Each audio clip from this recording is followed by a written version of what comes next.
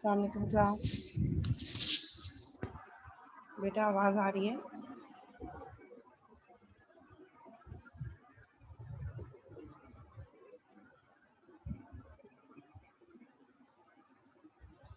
Okay, अगर आप लोगों के पास विजुअल स्टूडियो और माइक्रोसॉफ्ट एसक्यूएल सर्वर इंस्टॉल्ड है और वर्किंग है कंडीशन में है, सो आप लोग भी अपने पास दोनों सॉफ्टवेयर ओपन कर लो, सो दैट जो चीज़ मैं अपने पास करवा रही हूँ आप साथ साथ अपने पास भी अपने एंड पे भी जो है वो प्रैक्टिस करते रहो। और अगर कुछ प्रॉब्लम आ रही है कनेक्टिविटी में, कुछ इशू आ रहा है, तो वो फिर हम साथ के साथ देखते रहो। तो आप उसको अपने पास ओपन कर लें। मैं तो अपने सिस्टम से ही कर रही हूँ, लेकिन आप लोग के लिए कह रही हूँ कि जस्ट फॉर प्रैक्टिस जो चीज़ मैं यहाँ पे करवा रही हूँ वो साथ साथ आप अपने पास भी करते रहें। या ये होगा कि आपके पास रिकॉर्डेड लेक्चर होगा, आप रिकॉर्डेड लेक्चर से देख के भी कर सकते हैं, अभी समझ लो। ठीक है, सबसे पहले हम क्या करेंगे, सबसे पहले हम विजुअल स्टूडियो को ओपन करेंगे और वहाँ पे हम एक प्रोजेक्ट क्रिएट करेंगे, क्रिएट न्यू प्रोजेक्ट।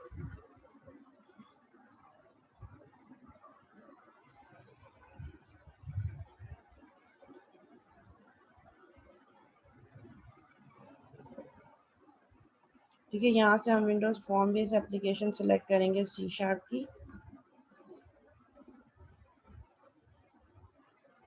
ठीक है, यह जैसे मेरे पास यहाँ पे विंडोज़ फॉर्म एप्लीकेशन आ रही है, Windows form application C# language use करते हो। ठीक है, हम इसको सिलेक्ट करेंगे एंड देन नेक्स्ट करेंगे।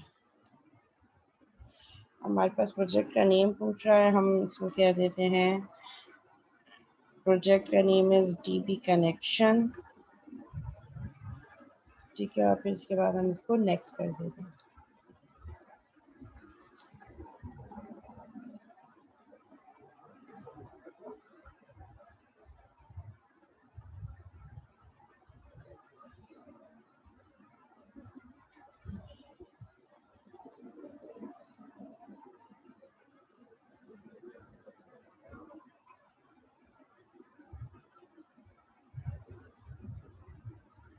जी सुमेरा, क्वेश्चन है बेटा?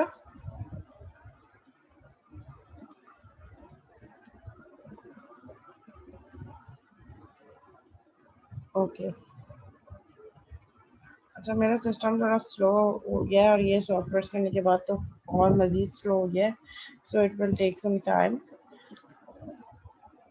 मीनवाइल हम ऐसा करते हैं कि हम सीक्वल सर्वर पर जाके डेटाबेस क्रिएट कर लेते हैं।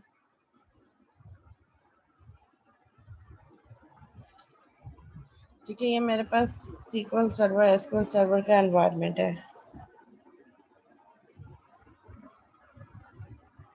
ठीक है, तो यहाँ पे मैंने अभी कुछ भी नहीं किया, मैंने अभी सिर्फ विजुअल स्टूडियो पे जाके प्रोजेक्ट क्रिएट किया है जो कि अभी ओपन हो रहा है। अब मैं एसक्यूएल सर्वर से कनेक्टिविटी बता रही हूँ।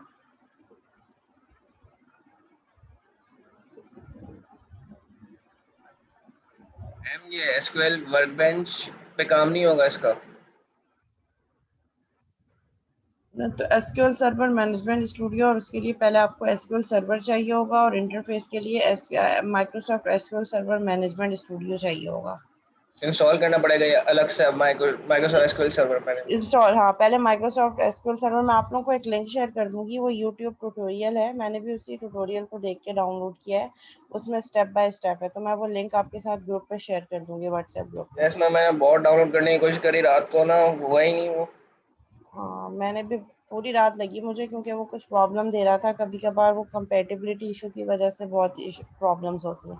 तो मैं भारत, ये लेटेस्ट वर्जन है, थोड़ा सा हैवी है, टाइम ज़रा ज़्यादा लेगा, लेकिन हो जाएगा। तो मैं वो लिंक आप लोग के साथ यूट्यूब की वीडियो है, वो वीडियो ट्यूटोरियल सेंड कर दूंगी, मैं आप लोगों के साथ शेयर कर दूंगी। ठीक है,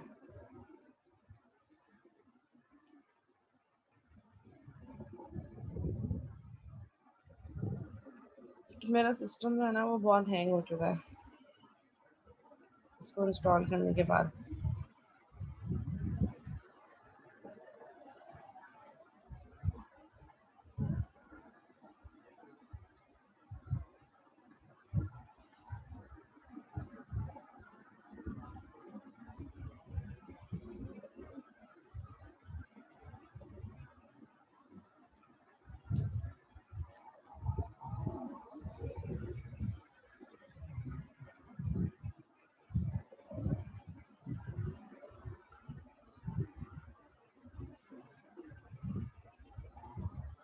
ठीक है, जब तक ये ओपन हो रहा है हम एसक्यूएल सर्वर पे जाते हैं।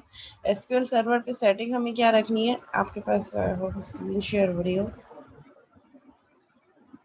ठीक है। यहाँ पे एसक्यूएल सर्वर में मुझे सर्वर टाइप्स डेटाबेस इंजन रखना है, ठीक है, जो बाय डिफॉल्ट सिलेक्ट होता है। सर्वर नेम आपने अपने सिस्टम का नेम उठाना है, ठीक है। जो आपके सिस्टम का नेम है वो सर्वर नेम यहाँ पे आएगा, और अगर इन केस आपको अपना सिस्टम नेम नहीं पता तो you can use dot operator. तो ये डॉट जो है ऑटोमेटिकली आपके सिस्टम का नेम उठा के यहाँ पे इसको कंसीडर कर लेगा। तो जो आपके सिस्टम का नेम है, सिस्टम का नेम आप यहाँ पे कंट्रोल, यहाँ पे सर्च पे जाके सिस्टम इन्फो भी सेट, ठीक है, सिस्टम इंफॉर्मेशन पे जाके आप अपने पास जो है सर्च पैनल पे विंडो के सिस्टम इंफॉर्मेशन ओपन करेंगे, तो सिस्टम इंफॉर्मेशन को ओपन करने पे आपके सिस्टम की तमाम डिटेल आ जाएगी। तो वहाँ से भी आप सर्वर नेम सेलेक्ट कर सकते हैं, और इन केस अगर आपको सर्वर नेम नहीं पता तो you can use dot operator as well, ठीक है। और ऑथेंटिकेशन हमारे पास विंडोज ऑथेंटिकेशन रहेगी, और इसको हम यहाँ से कर देंगे कनेक्ट।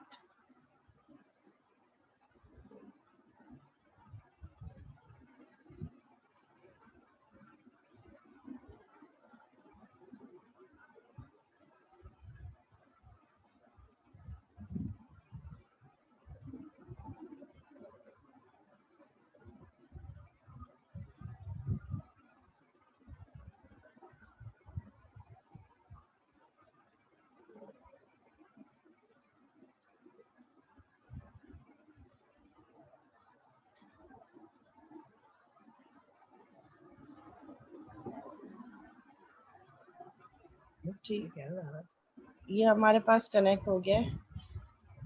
ये एरर जो है ना, ये एरर ये है कि ये हैंग हो रहा है सिस्टम, मैम और ये फाइल्स को स्क्रीन शेयर नहीं हो रही। हाँ हाँ, रुक जाओ, ठीक है। ये हमारे पास डेटाबेस कनेक्ट हो गया। एसक्यूएल सर्वर पे मैंने जब कनेक्ट किया वो स्क्रीन क्लोज हो गई थी कनेक्टिविटी के ना, वहाँ जैसे ही मैंने उसको कनेक्ट किया तो कनेक्ट करने के बाद ये मेरे पास इसने ये ओपन करके बता दिया, ठीक है। हमारे पास एक एरर आ रहा है, आप देख के बता दें। एक मिनट रुको, मैं देखूँ,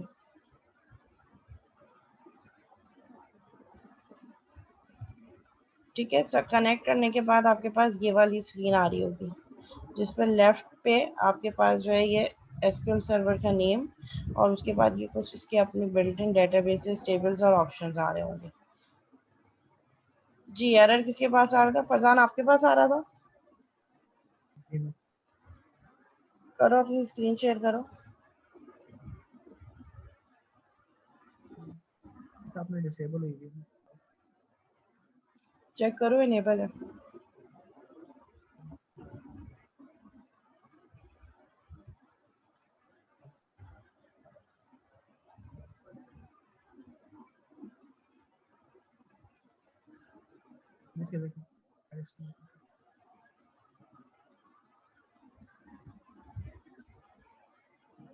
और ये एरर मेरे पास भी आ रहा था, मेरे पास एसक्यूएल सर्वर प्रॉपर्ली, बैक करो, बैक करो।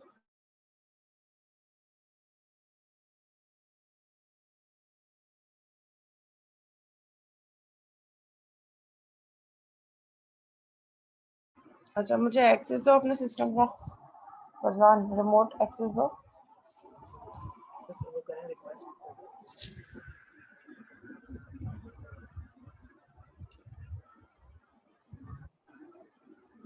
हो गया मैं। जी,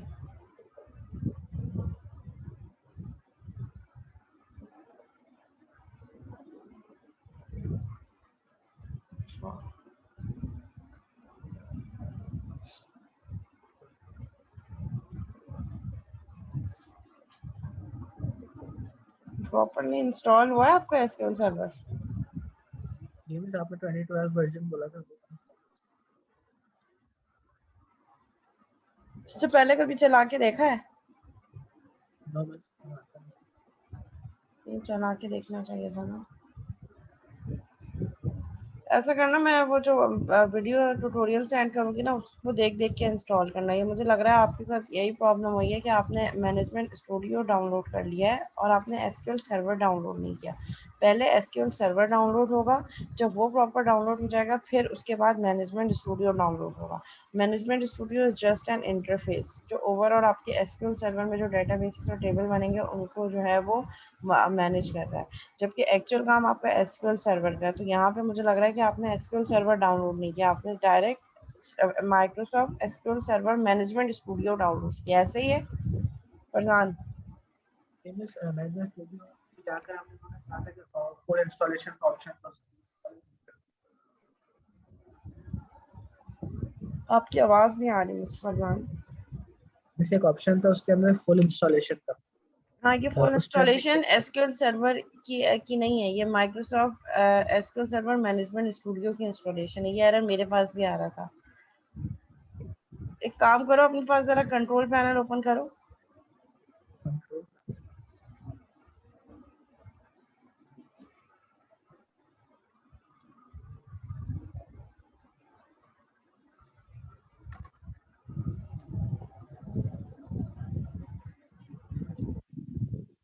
फिर यहाँ पे प्रोग्राम्स वाला वो जो आएगा ना ऑप्शन, वो ओपन करना।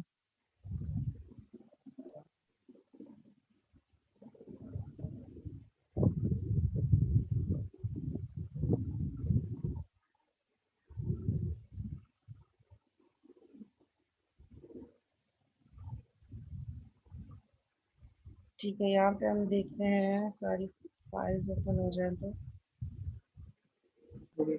स्क्रॉल करो।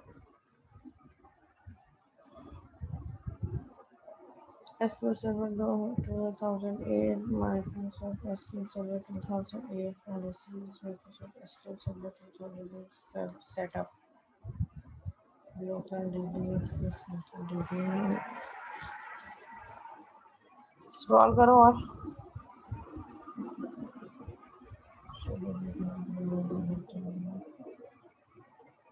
और करो स्क्रॉल। कहीं सिर्फ माइक्रोसॉफ्ट एसक्यूएल सर्वर नहीं आ रहा ऑप्शन? एसक्यूएल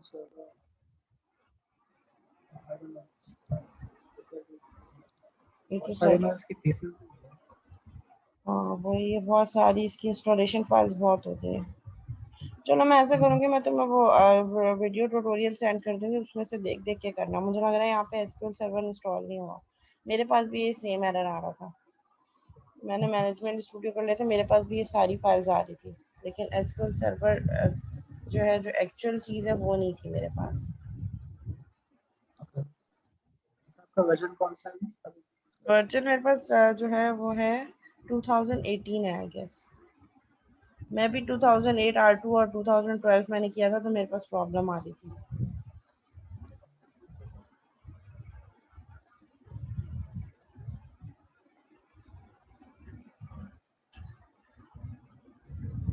ठीक है, अच्छा बहरहाल हम ये देख लेते हैं। ये देखिए, मैंने यहाँ पे एसक्यूएल सर्वर कनेक्ट किया है, तो मेरे पास ये कनेक्ट करने के बाद इस तरीके से इसने ये मेरे पास ऑप्शन शो कर दिया। आई होप आप सबके पास शो हो रहा होगा। ठीक है, अब यहाँ जाके मैं इसको ऑप्शन सिलेक्ट करती हूँ। यहाँ पे डेटाबेसेस का ऑप्शन आ रहा है। यहाँ पे हम ऐसा करते हैं कि एक डेटाबेस मैंने टेस्ट डीबी की बनाई थी। ठीक है, अब मैं यहाँ पे आपके सामने एक डेटाबेस और क्रिएट करती हूँ। ठीक है, डेटाबेस कनेक्ट कैसे क्रिएट कैसे होगी? ये जो डेटाबेस का ऑप्शन है, यहाँ पे जाके अच्छा, लिंक अभी सेंड करने का बेटा कोई फायदा नहीं, क्योंकि फाइल बहुत हैवी है, तो वो डाउनलोड होते हुए टाइम लगेगा। तो अभी सुकून से इधर उधर जाने के बजाय अभी ये जो मैं लेक्चर में बता रही हूँ जो चीज़ें, वो सुकून से देख लो। ठीक है, फिर उसके बाद आराम से रिकॉर्डेड लेक्चर में अपलोड कर दूंगी। इसको देख देख के फिर बाद में जो स्टेप बाय स्टेप प्रोसीजर हो वो करके ये सारी चीज़ें फिर वैसे परफॉर्म कर लेना। ठीक है, अभी थोड़ा लिंक में अगर दूंगी तो आप उसी लिंक में जाओगे, सेटिंग में जाओगे, उसको डाउनलोड करोगे, तो वो टाइम लगेगा। अभी जो मैं समझा रही हूँ समझ लो, फिर मैं लिंक शेयर कर दूंगी, रिकॉर्डेड लेक्चर देख के वो चीज़ परफॉर्म करना है। ठीक है, यहाँ पे मैंने मैम जैसे, आवाज बहुत स्लो हो रही है आपकी। अच्छा अब ठीक है? अब ठीक है आवाज? सही है, अब सही है। ठीक सही है। है। अच्छा, अब देखो यहाँ पे मैंने क्या किया, मैंने यहाँ पे डेटाबेसेस का ऑप्शन सेलेक्ट किया, और ये डेटाबेस का ऑप्शन क्या कर रहा है मेरे पास, यहाँ पे जितने भी मैं इसके इसको एक्सपेंड करूंगी तो जितने भी इसके जो है वो कुछ सिस्टम की अपनी डेटाबेसेस हैं, कुछ डेटाबेस स्नैपशॉट का फोल्डर है। यहाँ पे एक मैंने टेस्ट डीबी कनेक्शन टेस्ट करने के लिए बनाई थी, ये वो डेटाबेस है। ठीक है, अब हम एक और नई डेटाबेस में आपके सामने क्रिएट कर रही हूँ। नई डेटाबेस हम कैसे क्रिएट करेंगे, आप यहाँ ये डेटाबेस का ऑप्शन है, इसको सिलेक्ट करें और उसके बाद राइट की प्रेस करें अपने माउस से या टच पैड से। तो ये ऑप्शंस में मेरे पास ये सारे ऑप्शंस आ गए। यहाँ पे मेरे पास न्यू डेटाबेस का ऑप्शन आ रहा है। सो हम यहाँ पे न्यू डेटाबेस बनाते हैं। न्यू डेटाबेस का ऑप्शन मैंने सिलेक्ट कर दिया है यहाँ पे।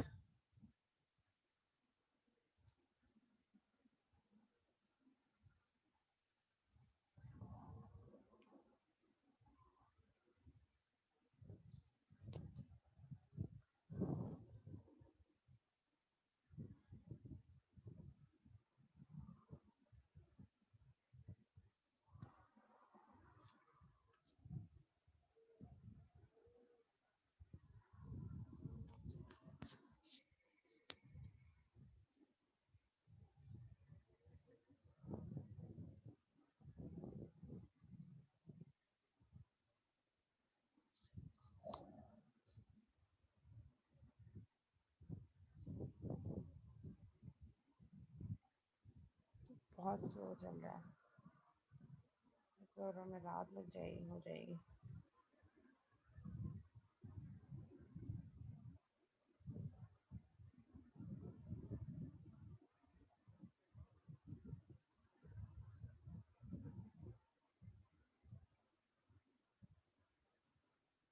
ये लोड लोड लोड हो रहा है। एनी हम जब तक विजुअल स्टूडियो पे जाते हैं। ठीक है, यहाँ पे विजुअल स्टूडियो पे इसको मैं शेयर कर देती हूँ। ठीक है, यहाँ पे मैंने एक फॉर्म एप्लीकेशन बनाई है, Windows form application test DB. ठीक है, और यहाँ पे मेरे पास ये फॉर्म 1 आ गया। ठीक है, अब फॉर्म 1 पे जाके मुझे क्या करना है, मुझे यहाँ पे सबसे पहले तो मैं जाके टूल बॉक्स ऐड करूँगी। आप साथ साथ देखते भी रहें कि क्या चीज़ें मैं ऑप्शन किस तरीके से ओपन कर रही हूँ। ठीक है, यहाँ व्यू पे जाके हम ओपन करेंगे, सोल्यूशन एक्सप्लोरर ओपन होगा। यहाँ पे हम ओपन कर लेते हैं टूल बॉक्स। ये हमारे पास टूल बॉक्स आ गया। ठीक है, अब यहाँ से हम कुछ चीज़ें ड्रैग एंड ड्रॉप कर लेते हैं जो हमें रिक्वायर्ड होंगी। ठीक है, हम लेबल को यहाँ पे ड्रैग एंड ड्रॉप कर देते हैं। Then another label.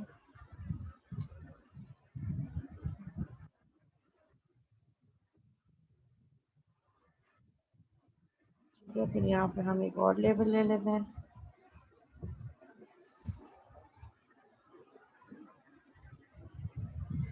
अच्छा, मीनवाइल ये हमारे पास न्यू डेटाबेस का भी ऑप्शन आ गया, वो भी मैं आपके साथ शेयर कर लेती हूँ। मैंने जो एसक्यूएल सर्वर से न्यू डेटाबेस का ऑप्शन सेलेक्ट कर दी, ये दोनों चीज़ें काम मैं साथ साथ करूँगी। वहाँ डेटाबेस बनाऊँगी एसक्यूएल सर्वर में और विजुअल स्टूडियो में उसको कनेक्ट करूँगी। ठीक है, स्टेप वैसे तो मैंने डेटाबेस बनाई हुई है, उसी पर मैं काम कर रही हूँ, लेकिन आपको एक्सप्लेन करने के लिए मैं ये सारा प्रोसीजर दोबारा से कर रही हूँ। ठीक है, यहाँ पे न्यू डेटाबेस मैंने वहाँ से सेलेक्ट किया, तो ये मुझसे डेटाबेस का नाम पूछ रहा है। लेट सपोज वहाँ पर हमारे पास टेस्ट डीबी थी, हम कर देते हैं टेस्ट कनेक्शन के नाम की मैंने यहाँ पे डेटाबेस बना दी। ठीक है, ये डीबी नेम ये मुझसे पूछ रहा है, ये डीबी नेम मैंने इसको यहाँ पे इनपुट दे दिया। ठीक है, ये मेरे पास डेटाबेस का नेम पूछ रहा है, तो डेटाबेस के नेम में मैंने टेस्ट कनेक्शन डेटाबेस का नाम एज एन इनपुट दे दिया कि मेरे डेटाबेस का नाम टेस्ट कनेक्शन होना चाहिए। ठीक है, और इसको यहाँ से जाके मैंने ओके कर दिया। ठीक है, डेटाबेस का सिर्फ नाम दिया और कुछ भी नहीं किया।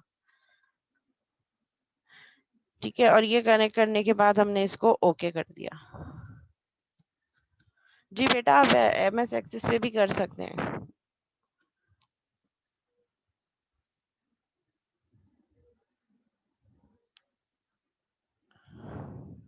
ठीक है, अभी हमारे पास डेटाबेस क्रिएट कर रहा है। जब तक हम विजुअल स्टूडियो पे दोबारा जाते हैं, ड्रैग एंड ड्रॉप करते हैं अपने कंट्रोल्स।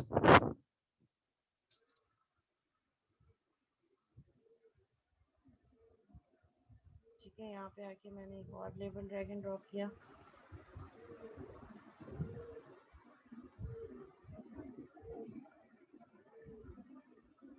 ठीक है, लेट्स सपोज हम 3 ही लेबल ले लेते हैं।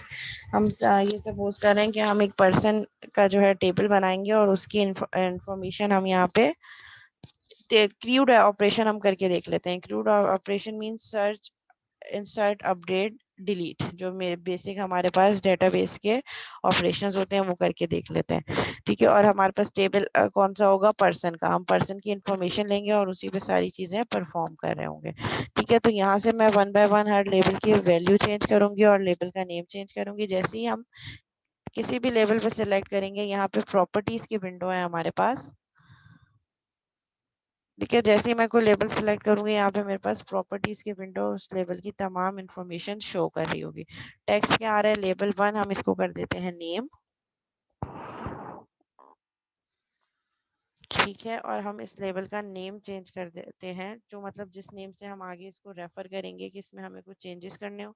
टेक्स्ट मीन्स ये कि इस लेवल पे क्या लिखा हुआ शो होगा। देखिए ये नेम अपडेट हो गया, और इस लेवल का नेम जो इसका अपना आइडेंटिफायर होगा, ठीक है, उसको भी हम चेंज कर लेते हैं, सो दैट हमें आगे जब भी इस लेबल की जरूरत हो तो हमें नेम बाय डिफॉल्ट पढ़ना, ये लेवल 1 लेवल 2 इस तरीके से नेम सेट हो रहा होगा। ठीक है, ये देखें यहाँ पे नेम क्या हो रहा है हमारे पास, लेवल 1। तो मैं इसको यहाँ पे लेवल 1 की बजाय क्या कर दूंगी, LBL नेम।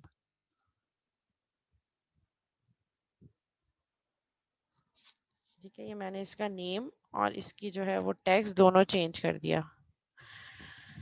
ठीक है, फिर मेरे पास दूसरा जो लेबल है इसको हम सिलेक्ट करेंगे। ये मेरे पास जो दूसरा लेबल है इसको सिलेक्ट करते हैं, इसको हम टेक्स्ट दे देते हैं। इसका नेम हम कर देते हैं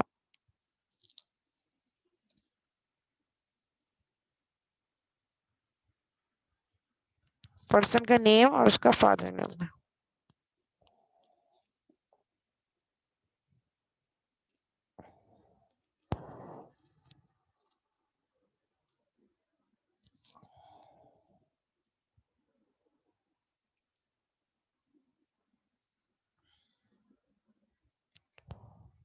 ठीक है, LBLF नेम मैंने इसका नेम कर दिया और इसका टेक्स्ट हम कर देते हैं फादर नेम, जो टेक्स्ट इस पे शो होना चाहिए।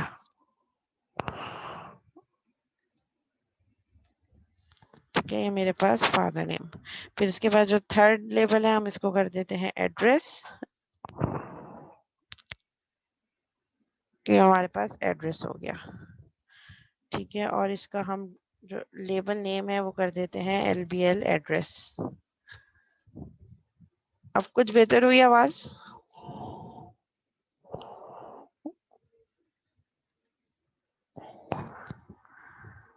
ठीक है, ये मेरे पास 3 लेबल्स हो गए। अब हम टेक्स्ट बॉक्स ले लेते हैं।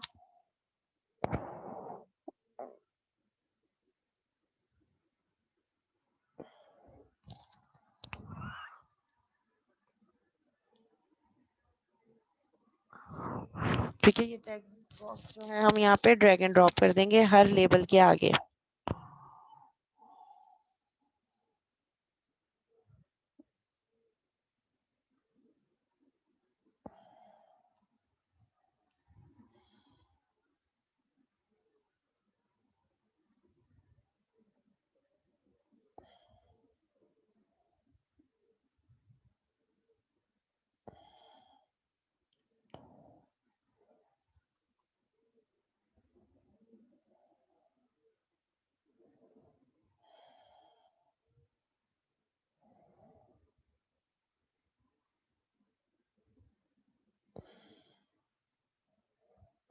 ठीक है, वन बाय वन हम इन टेक्स्ट जो बॉक्सेस हैं इनका नाम भी चेंज कर देते हैं, क्योंकि इनिशियली तो ये एम्प्टी होंगे। इनका नेम नेम मैं इसलिए चेंज कर रही हूँ कि आगे जाके हमें जब भी इसकी जरूरत हो तो नेम हमारे माइंड में हो।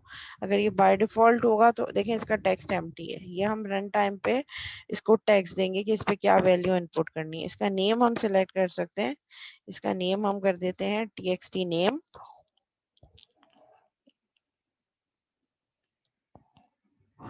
सेकंड वाले का कर देते हैं TXT F नेम।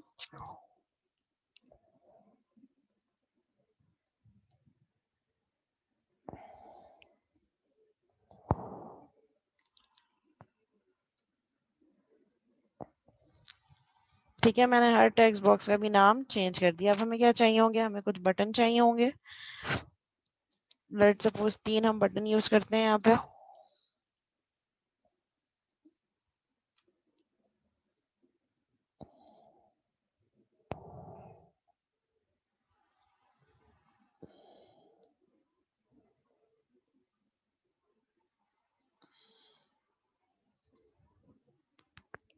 ठीक है, इस बटन की भी प्रॉपर्टी में जाके इसका टेक्स्ट कर देते हैं हम इंसर्ट, और बटन का नाम हम कर देते हैं BTN इंसर्ट।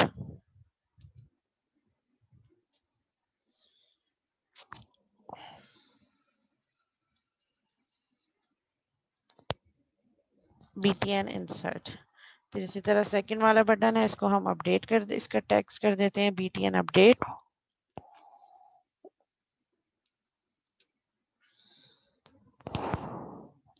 ठीक है, और जो बटन 4 है इसको हम कर देते, अच्छा इसका टेक्स्ट मैंने अपडेट नहीं किया, इसको हम कर देते हैं अपडेट।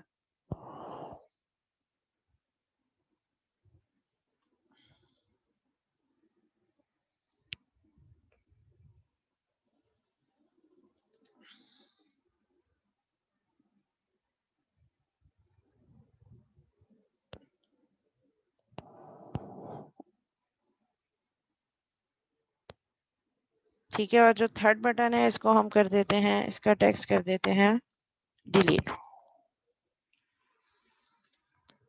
और इसका टेक्स्ट कर देते हैं हम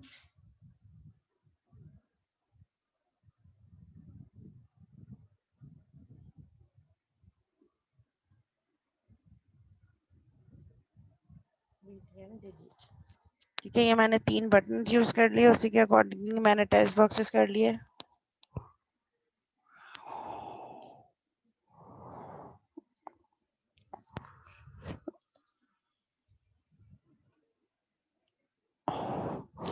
अब हम यहाँ पे एक और चीज लेंगे, डाटा ग्रिड व्यू।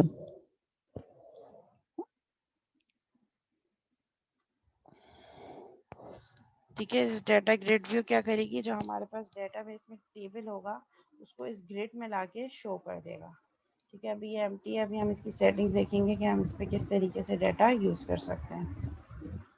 ठीक है, अभी मैंने सिर्फ कंट्रोल्स ड्रैग एंड ड्रॉप किए हैं। अच्छा देखो, अब मैंने जैसे ही फॉर्म पे ये ड्रैग एंड ड्रॉप किया, कि मेरे पास फॉर्म के 2 व्यू होते हैं, एक डिजाइन व्यू होता है और एक उसके CS व्यू होता है। Form 1.cs design view and form 1.cs, क्योंकि C# यूज कर रहे हैं हम तो इसीलिए एक्सटेंशन CS यूज हो रही है। फॉर्म 1.cs इसका बैक एंड का कोड मैंने सिर्फ ड्रैग एंड ड्रॉप किया है, इसने ऑटोमेटिकली मेरे जो है वो विजुअल स्टूडियो ने मुझे इसका कोड जनरेट करके दे दिया। कोड क्या है, पब्लिक पार्शियल क्लास फॉर्म 1, जो कि फॉर्म की built in class base class को बाय डिफॉल्ट इनहेरिट कर रही है। तो ये इनहेरिटेंस हमें C# प्रोवाइड कर रही है, इसमें हमने कोई इनहेरिटेंस नहीं किया अभी तक। ठीक है, फिर ये कंस्ट्रक्टर इसने ऑटोमेटिकली कंस्ट्रक्टर बना दिया। इनिशियलाइजिंग कंपोनेंट्स का एक मेथड है, वो ऑटोमेटिकली कॉल हो गया, और जो हमने चीजें बनाई हैं वो टेक्स्ट बॉक्सेस वगैरह हमारे पास यहाँ पे शो हो रहे हैं। और जो डाटा ग्रिड व्यू जो हमने ड्रैग एंड ड्रॉप की, उसको भी यहाँ पे ये क्या कर रहा है, शो कर रहा है। ठीक है, ये हमारे पास बिल्ट इन क्लास जो है वो इसने क्लास बना दी बैकएंड पे खुद से मेरे ड्रैग एंड ड्रॉप करने पे।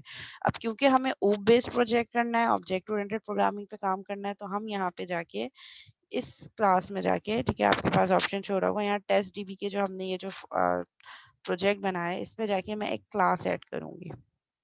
ठीक है, कोई भी चीज ऐड करनी हो राइट क्लिक करेंगे, राइट क्लिक करने पे यहाँ पे ऐड का ऑप्शन आ रहा है। ऐड पे जाके न्यू आइटम किया आपने, तो आपसे पूछेगा कि आपने क्या ऐड करना है। ठीक है, लोड हो रहा है अभी। ठीक है, यहाँ से मैंने सिलेक्ट किया है कि अब मुझे यहाँ पे क्लास क्रिएट करनी है, और यहाँ मैंने, क्योंकि हम पर्सन की क्लास पे काम कर रहे हैं, तो क्लास का नाम मैंने पर्सन रख दिया, ऐड कर दिया। ठीक है, इसने मुझे क्लास पर्सन की बना दी। अब यहाँ पे मैं वो सारी कुछ इन्फॉर्मेशन रखूंगी। अगर हम इनकैप्सुलेशन भी इसमें अचीव करना चाह रहे हैं, तो फिर हम इसको प्राइवेट कर देंगे, private string name, private string f name and private string हमारे पास एड्रेस।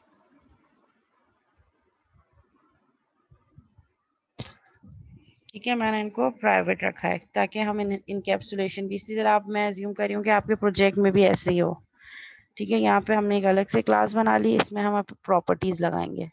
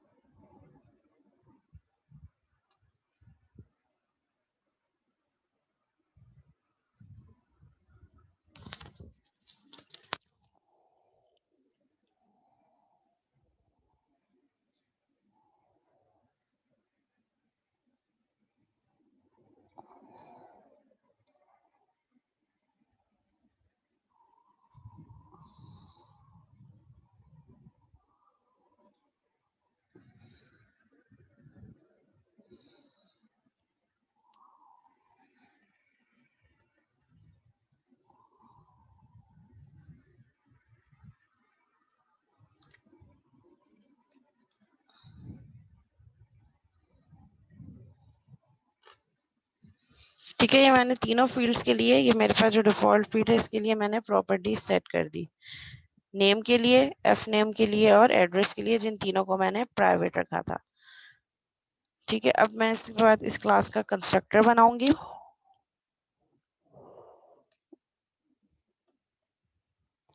जो कि 3 आर्ग्यूमेंट्स ले रहा होगा।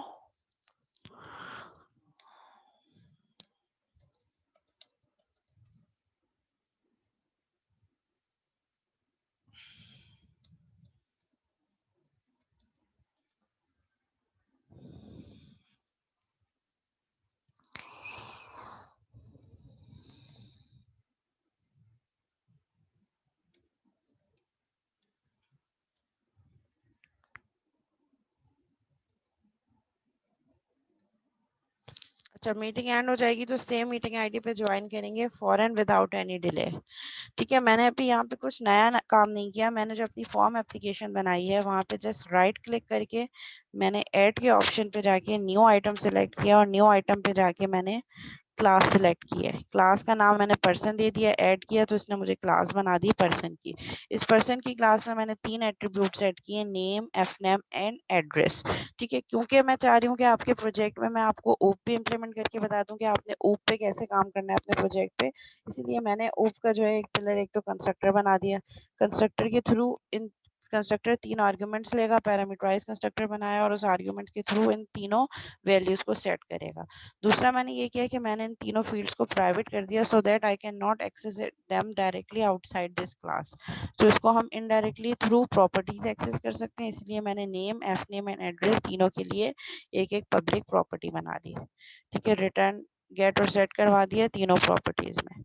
ठीक है, अब हम क्या करेंगे, अब हम जाके जरा डेटाबेस का हाल देख लें कि क्या है। वहाँ पे टेबल क्रिएट हो गया हमारे पास। डेटाबेस जो हमने क्रिएट की है, देखें यहाँ पे जो मैं हमने डेटाबेस क्रिएट की थी,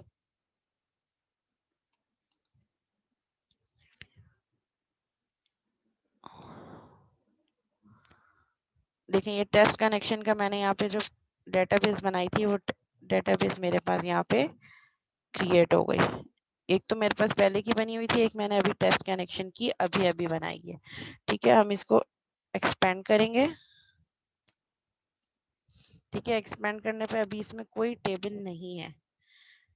ठीक है, मैं यहाँ पे क्या करूँगी, मैं जाके टेबल पे जाके राइट क्लिक करूँगी और यहाँ पे मैं एक टेबल बना दूंगी। न्यू का ऑप्शन आ रहा है, न्यू पे जाके मैं स्क्रीन शेयर हो रही है आप लोगों के पास? ठीक है, पहले हम डेटाबेस में जाके कनेक्ट करेंगे। कनेक्ट करने के बाद हम डेटाबेस, जैसे ये यहाँ डेटाबेस है, इस पर राइट क्लिक करेंगे, न्यू डेटाबेस का ऑप्शन आएगा। जो आपने अपना डेटाबेस का नाम रखना है वो सेलेक्ट करके आप ओके करेंगे तो वो डेटाबेस आपके पास यहाँ शो हो रही होगी, जैसे मेरे पास टेस्ट कनेक्शन आ रहा है। फिर मैं इसको क्या करूँगी, इसको एक्सपेंड करूँगी। एक्सपेंड करने के बाद यहाँ देखिए टेबल्स व्यू में इसके कुछ अपने बिल्ट इन टेबल्स आ रहे होंगे। ठीक है, सिस्टम के table, file table, external tables and graph tables. हमें खुद से जाके एक टेबल क्रिएट करना है, सो हम सिंपल टेबल पे क्लिक करेंगे हाँ, और फिर उसके बाद राइट क्लिक करेंगे तो यहाँ न्यू का ऑप्शन आ रहा है, हम इसको यहाँ पे कर देंगे न्यू टेबल। ठीक है, न्यू टेबल हमने कर लिया तो ये हमें टेबल वाली स्क्रीन ओपन कर देगा। यहाँ पे जाके फिर हम टेबल बनाएंगे। ठीक है, ये मुझसे टेबल में कॉलम नेम पूछ रहा है कि टेबल में डाटा हम रॉज और कॉलम की फॉर्म में रख रहे होते हैं। रॉ डाटा को रिप्रेजेंट कर रही होती है और कॉलम उस डाटा के आइटम को। तो हम यहाँ पे 1 बाय 1 कॉलम ऐड करेंगे क्योंकि हमारे पास पर्सन है और जब हम डेटाबेस में बात कर रहे होते हैं तो डेटाबेस में हमें जो है वो एक आइडेंटिफायर भी चाहिए होता है, मतलब जैसे पर्सन का काउंट रखने के लिए। तो उसके लिए हम पहले वैल्यू क्या रखेंगे, लेट सपोज हम कर देते हैं यूजर आईडी। कॉलम नेम जो फर्स्ट कॉलम होगा वो उसका नेम यूजर आईडी होगा। उसकी डाटा टाइप हम कर देते हैं यहाँ से सिलेक्ट। डाटा टाइप मींस कि आप जो डाटा स्टोर करवाना चाह रहे हो उसकी टाइप क्या है। जैसे हमने विजुअल स्टूडियो में सी शार्प में देखा कि डिफरेंट टाइप्स ऑफ डाटा है, इंटीजर, फ्लोट, डबल, स्ट्रिंग।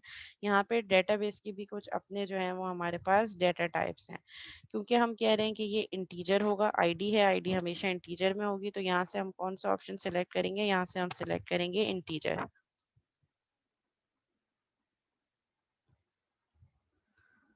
ये इंटीजर आ गया मेरे पास।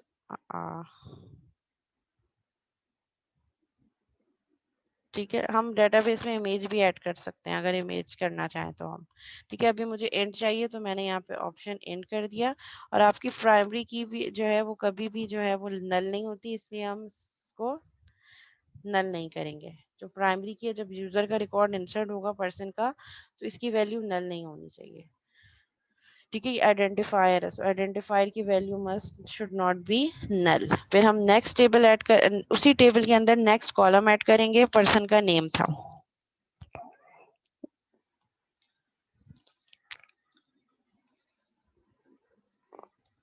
ठीक है, पर्सन नेम क्योंकि स्ट्रिंग में होगा तो हम इसको क्या कर देंगे, हम इसको n varchar 50। n varchar का मतलब है कि न्यूमेरिक वैल्यू भी हो सकती है और कैरेक्टर वैल्यू भी हो सकता है, नंबर वेरिएबल भी और कैरेक्टर भी। इसको हम नल कर सकते हैं कि अगर नेम नल भी जाना चाहे तो जा सकता है, बट जो यूजर आईडी है that should not be null. Person name था। थर्ड हमारे पास वहां पे क्या था, फादर नेम।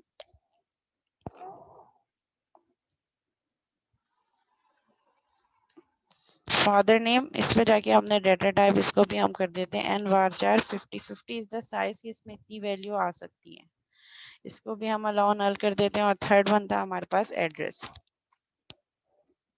अच्छा देखो, ये जो 3 फील्ड थी वो तो मैंने वहां पे आपके क्रिएट किया आपकी क्लास में भी, विजुअल स्टूडियो में भी, लेकिन ये यूजर आईडी मैंने नहीं की क्योंकि यूजर आईडी मैं कह रही हूँ ऑटो जनरेटेड हो। जैसे ही रिकॉर्ड एक इंसर्ट हो ऑटोमेटिकली एक यूजर आईडी उसको एक इंटीजर वैल्यू असाइन हो जाए, and that should be unique, जो यूनिकली उसको आइडेंटिफाई कर रही हो।